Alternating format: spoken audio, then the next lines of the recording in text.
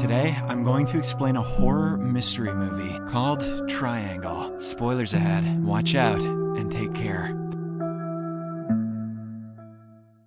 The movie opens up with a montage of scenes from a Saturday morning in the home of Miami-based waitress Jess. She is a single mother, and her son Tommy is on the autism spectrum. The very first scene shows Tommy crying, seemingly upset over something that he just saw. Jess comforts him and says that he simply had a nightmare. In the second scene, Jess is picking up Tommy's expensive toy from the pool outside, while the little kid is busy painting his coloring book in the kitchen. The scene quickly cuts to Jess, sweeping up the spilled paint from the kitchen floor. She ends up staining her floral dress, which makes her very angry. At this moment, someone rings the bell to her front door, but when she goes to check, there's no one outside. The scene then shifts once more, and Jess, now dressed in a white top and jeans shorts, hurriedly packs a big duffel bag with her clothes. She then grabs the keys to her home and gets ready to go somewhere, when suddenly, her eyes fall on a sticky note on the refrigerator. It is a reminder to meet her friend Greg at the Florida Harbor at 8:30 a.m. that very day. Following this, Jess loads the duffel bag in the back of her car with great effort, as if it has something very heavy inside. The mother and son then make their way to the Florida Harbor, where a private yacht named the Triangle is waiting for them. The yacht's owner, Greg, has organized a small trip to the sea for some of his friends, including Jess. The first people to arrive at the harbor are Sally, her husband Downey, and their friend Heather. Soon after, Greg's onboard helper Victor arrives, closely followed by a very exhausted-looking Jess. The strange thing is that Tommy is nowhere to be seen. Greg rushes towards Jess with a huge smile and asks if she is doing all right, but before he can question further, she hugs him and apologizes. The confused captain tells her that they can cancel the trip if she doesn't want to go. However, she insists on taking the voyage. So, without further delay, they set sail into the ocean with clear blue skies. After a while, the extremely exhausted Jess falls asleep in the cabin. She experiences a dream where she sees herself being washed up on a shore. But seconds later, Heather arrives in the cabin, which wakes her up. As the two share a glass of champagne, Jess looks slightly lost, as if she has forgotten the events prior to her falling asleep. Shortly afterwards, Heather and Jess join the rest on the deck, where Victor alerts everyone that the wind has completely died down. Downey then sees an approaching storm, and dark, intimidating clouds quickly replace the clear blue skies. Concerned, Greg contacts the Coast Guard on the radio and conveys their predicament, but the communication between the Triangle and the Coast Guard is intercepted by another call from a nearby ship. Greg hears a female voice shouting that everyone on board is dead. Worried, Greg asks for her coordinates, but the communication is abruptly cut off as the storm hits their yacht. Victor and Greg rush to the deck, trying to avert any potential disaster, while the rest huddle up in the cabin with life jackets on. The yacht eventually overturns, and Heather ends up drowning in the water. In a surprising turn of events, the freakish storm passes as quickly as it came. The clear blue skies return once again, and the remaining 5 passengers sit upon the overturned yacht. But they don't have to remain stranded for long, as a large cruise ship named Aeolus floats into their view. A relieved Downey notices the silhouette of someone looking at them from the deck, and waves enthusiastically. Soon, the ship passes by, close enough for them to climb on board. As the 5 move through the desolate corridors, it seems like there's no one on the ship. In the meantime, Jess gets a feeling of deja vu, as if she had previously seen these corridors. Downey diverts their attention to an old framed picture in the corridor. It says the ship,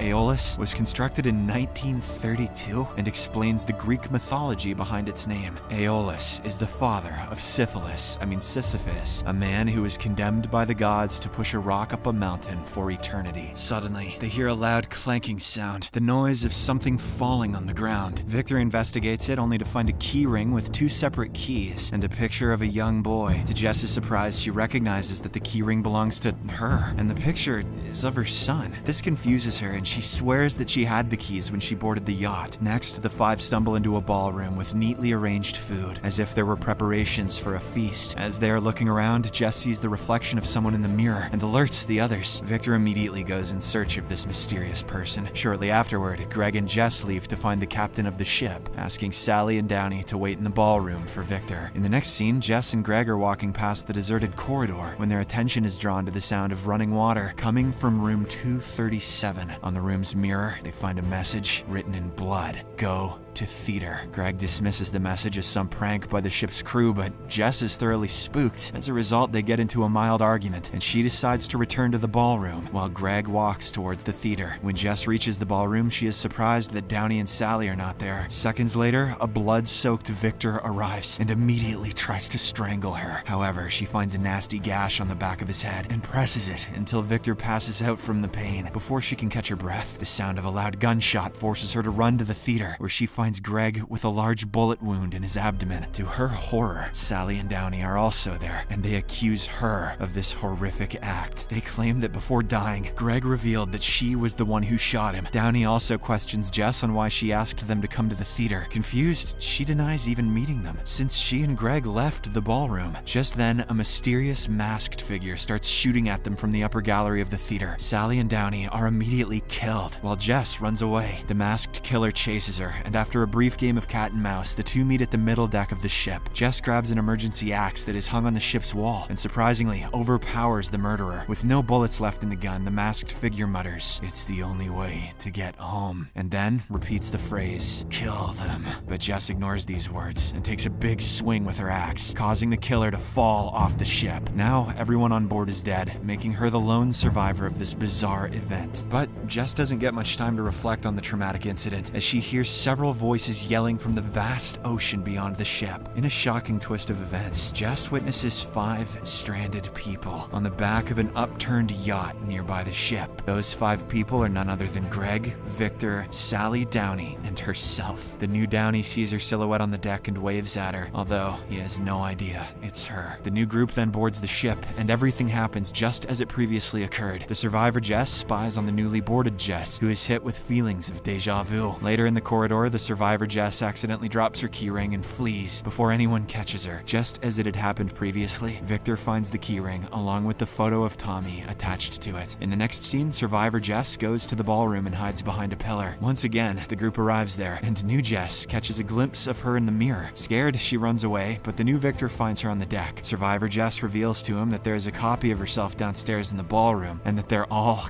going to die. As the conversation between the two becomes intense, Victor backs up towards the deck's wall and accidentally crashes his head against 2 sharp pins. The impact causes a deadly gash on the back of his head. This freaks survivor Jess out, so she runs towards the engine room of the ship. There, neatly tucked in a cabinet, she finds the crew uniform which the masked killer was wearing. Nearby, she also finds several shotguns along with ammunition. By this time, she realizes that the events that previously happened are repeating themselves. Hence, there will be someone who will shoot the new Sally and the new Downey in the theater. Survivor Jess then takes the shotgun, goes to the ballroom, and hides behind a pillar, just as the new Jess encounters the bloodied Victor. But what happens next didn't happen in the previous loop. The survivor Jess encounters her other self, makes her run away in shock, and consequently stops her from accidentally killing Victor. Nevertheless, Victor seems to have lost too much blood, and he passes away on the floor of the ballroom. By the time survivor Jess reaches the theater, Greg is already dead, but Sally and Downey are still alive. The masked killer also shows up at the balcony, and survivor Jess shoots at him, or her. The bullet barely misses the top of the killer's head, but causes a flesh wound which begins to bleed. Using this opportunity, Sally, Downey, and the survivor Jess run away from the theater to an empty corridor. She then gives the gun to Downey and runs off to the ballroom, where new Victor had passed out moments ago. But his body is not there, and the blood trail on the floor indicates that he was dragged outside and thrown overboard. Meanwhile, Downey notices someone approaching them from the other end of the corridor and shoots a few warning shots. Unbeknownst to him, the approaching figure is the masked killer, who now hides behind a wall. In a shocking twist, the killer takes off the mask, revealing herself to be another version of Jess. At this point, there's 3 versions of Jess on the ship: the survivor, the new one,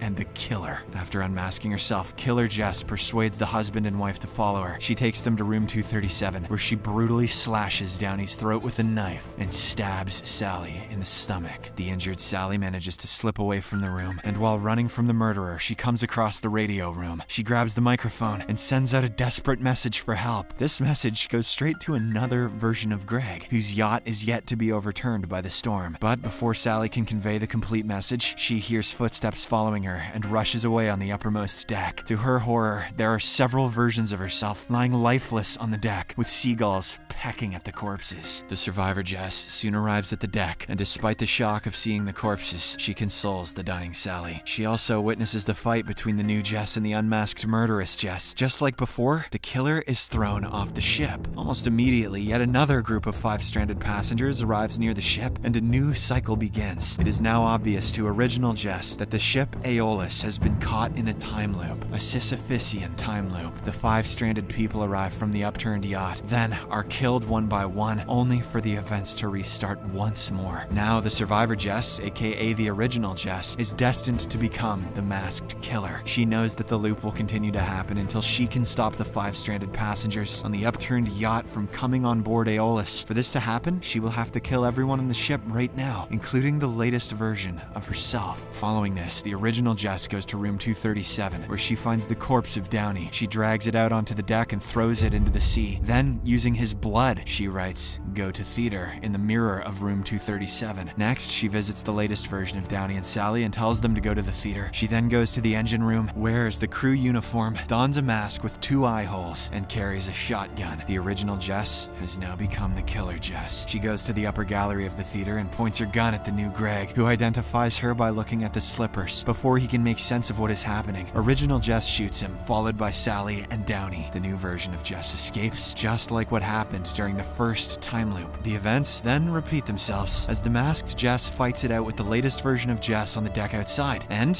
just like in the first loop, the Jess who had recently boarded the ship wins. The original Jess, still behind a mask, is out of bullets and mutters, "It's the only way to save our son. You have to kill them before falling to the sea." But she does not die, as she gets washed up on the shore and finds her way home from the beach. There, she sees another Jess in her home who is yet to board the yacht. As she watches herself hiding near a bush, the scenes from the opening montage repeat themselves, but in detail. It turns out that Jess had been a horrible mother to Tommy. She yells at the little kid for leaving the expensive toy ship in the pool and curses him. The original Jess feels guilty for the actions and peeks in through the window. Inside, Tommy is painting in the kitchen and he suddenly sees her glancing in. He gets spooked and drops the paint on the floor. Soon afterward, the abusive Jess comes to the kitchen and gets enraged seeing the mess. She slaps the boy and tells him to go to his room. She then begins cleaning the paint, which also stains her floral dress. Upon witnessing all this, the original Jess instantly comes up with a plan. She gets a hammer from the yard, rings the doorbell, and with her angry version distracted, she enters the home. When the angry Jess comes back in, she kills her using the hammer. Unfortunately, Tommy watches it all go down from a distance. This makes him cry, so original Jess consoles him, saying it was just a bad dream. In the aftermath, she packs her clothes and the corpse in a large duffel bag. Original Jess then puts the bag in the trunk and gets into the car with Tommy. While driving towards the harbor, a seagull crashes into the car's windshield, creating a splash of blood on it. The original Jess stops the car, takes the dead bird, and goes to throw it on the beach. To her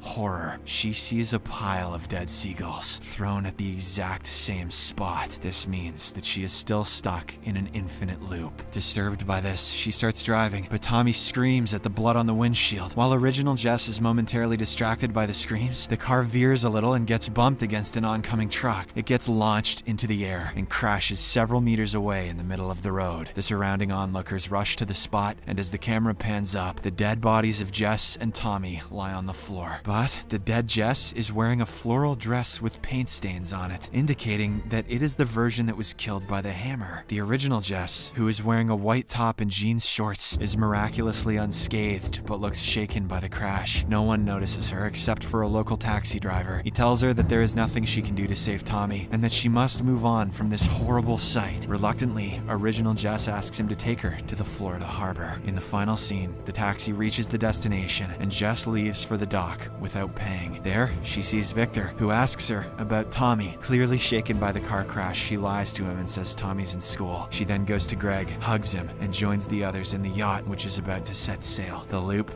continues, and the screen cuts to black.